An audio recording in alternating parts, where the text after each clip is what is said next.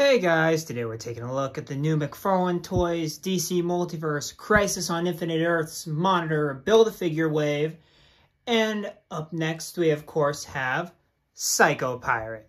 Let's get a better look at that packaging, shall we? And here we have Psycho Pirate up close and personal here. We of course have the McFarlane gold label thing right there, because apparently this is a gold label Build-A-Figure Wave.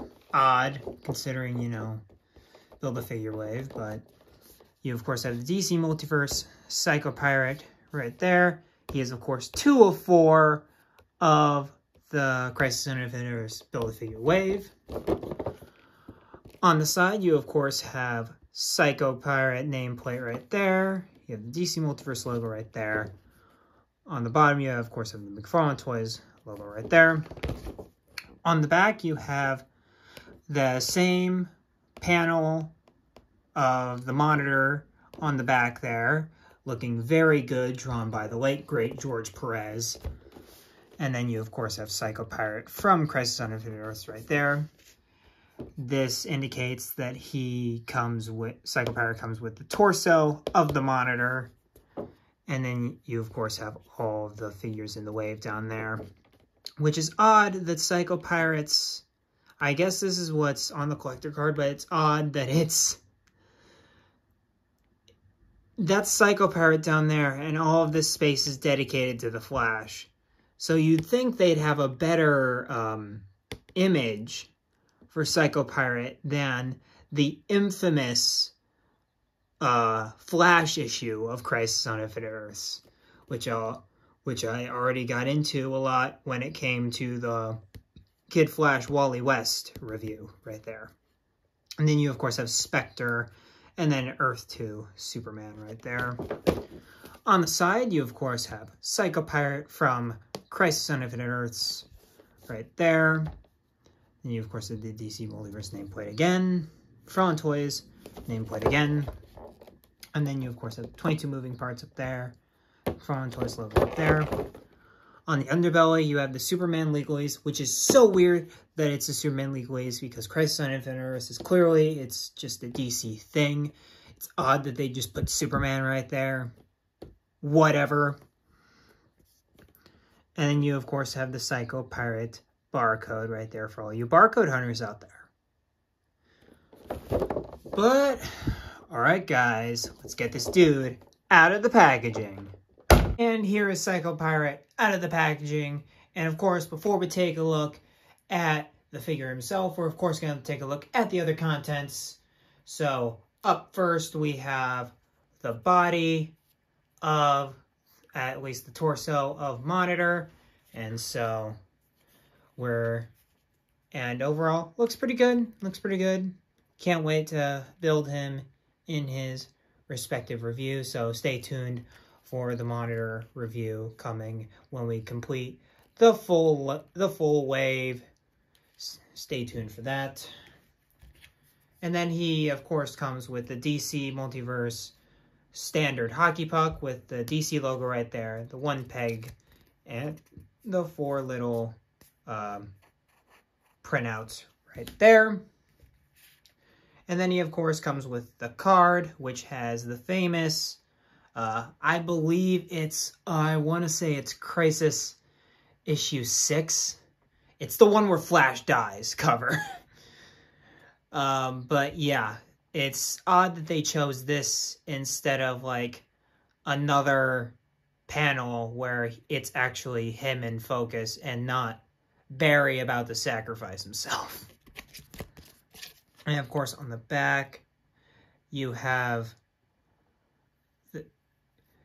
basically Psycho Pirate's role in the in Crisis, which is, yeah, he's approached by the Monitor to help in his force against the Anti-Monitor. He then turns on the Monitor to join the Anti-Monitor. And then by the end of Crisis, he is one of the only members, one of the only people out of like the 5 people who survived the Crisis on Infinite Earths that remembers Crisis on Infinite Earths. And so that's one really cool thing about this character. And he is one of the only people who actually remembers the first Crisis, which, in my opinion, is really cool. But to get to the figure, it seems like we have another case of the Booster Gold Blue Beetle body. And again, for this whole wave, each figure was $40. I wouldn't be making this big of a deal if it was, you know, the standard 25 for these Build-A-Figure waves or whatever. Because that means the BAF would cost around $20. And then each of the figures would cost, you know, $20. This is twice that. This is $40. And yet it's still a repack with no accessories. Just the bare minimum. Even though I love the face. The face is a completely new sculpt. Looks great. I love Psycho Pirate's design, so I'm very happy to actually have a Psycho Pirate in my collection. And he is one of those Crisis level characters because he's one of those characters that's normally very silly. But then they put him in Crisis on Infinite Earths, and he's suddenly one of the most important characters in all of DC Comics. So I love it when comic book writers do that. But of course you've got, and one of my least favorite parts of the whole figure is the fact that with how his design is, they did really well with breaking up the different lineage with the sculpt right there. I love how that's a very smart move, but they didn't do this well because because I like to try to bring my figure's arms as close together as I can, you get that breakage. So you really have to just leave it there and have this arm kind of do whatever while you kind of deal with the other arm there as well. And that's honestly the biggest sin of the figure for me, in my opinion, is just you can't really have a seamless block of paint there. The rest of the integrating paint is actually pretty good. Oh, we've got unpainted pins, which that's annoying as hell. Which, again, $40, I don't know what they're doing with the remaining money when it's a resculpt, but, you know. And you, of course, have the mismatched boots, because there's no boots on this guy. But, I mean, if you really want to take a look in depth on this, take a look at the Booster Gold Blue Beetle 2-pack review on the channel. And then I believe I also do a decent enough breakdown in my Flashpoint Flash review. So 2 examples of the body buck where I go in depth on both of them. But, I mean, I do like the cape, though. I think the cape has a nice flow to it, even though it is a plastic cape. And I'm not a huge fan of plastic capes, to be honest. But I think it has a good flow to it. And it definitely has a bit of pizzazz, which I do like. And a different collar. I believe this is a new collar. So there's that, too. It's not the Alan Scott collar, though we've got with characters like Red Tornado. But it is a new collar, which I honestly prefer more than the Alan Scott collar. I wish they'd use this more. But honestly, that's pretty much all I've got for the kind of like details portion of the review, I guess. Besides, of course, you have the happy and sad faces right there because he manipulates his emotions. That's his gimmick. He manipulates your emotions.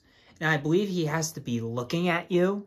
Like he has to have eyesight with you, I believe, is his gimmick. But, let's get a look at his articulation. He has, of course, double ball peg in the head, which he can look that far up. He can look that far down. He can rotate a full 360, but because of the collar, of course, it will be pretty difficult to actually move that about. With the arms, he has a butterfly joint in the armpit right there. He, of course, can move his arm all the way out. Full 360. Bicep swivel right there. Double jointed elbows, which Todd still needs to work on because those are pretty ugly. He has the thin wrist pegs, which do annoy me, but however, I love the idea of these wrist joints because, you know, you could rotate because there's a peg at the bottom of the joint and the top of the joint, and so you can make it rotate like so, and then if you just manipulate it like so, you can also have him do the roll of the dice hinge, so you don't have to have like what Hasbro and Black Series do, where you have one, and this is only for lightsaber characters too, for the roll of the dice hinge, and then one with back and forth. You can make each do both, even though he comes with no accessories. Which, why he has a trigger holding hand, I have no idea. You, of course, then have tons of movement in the torso right there. He, of course, can move that far forward, that far back, which is impressive how far he can move back, but weird that he can't move any farther forward, since, you know, this is more useful than this, if you ask me. I don't know a lot of people who want their figures to do limbo. You have the standard McFarlane hips right there. You can move that far forward, that far back. He has thigh pivot, really good thigh pivot. One thing I do love about this sculpt is the thigh pivot looking very good. And then also I've noticed the paint work, especially on the black, isn't that great. It feels very caked on. So there is that going against it too. And then you also have the double jointed knees, which look pretty good, all things considering. Get that R out of there. The mismatched boot thing. And then you, of course, have the ankles now, which, of course, upper rotation at the top, ankle pivot at the bottom, and a nice good ratchet joint right there, and toe articulation for the win. Here are some of the big bads of the DC universe. A lot of crisis level characters here. We, of course, have Necron, which was a huge kind of... I consider Blackest Night a low-key crisis level event. Because, you know, it was death. It was, you know, the zombie apocalypse, you know? In the main DC continuity. It's not like Deceased where it's happening, you know, over there. No, it was happening in the main continuity. So, I kind of gave a little bit of a pass to Necron there. And you, of course, have Darkseid, who is the main villain of Final Crisis. And then you, of course, have Parallax, who, of course, was the overarching villain in Zero Hour.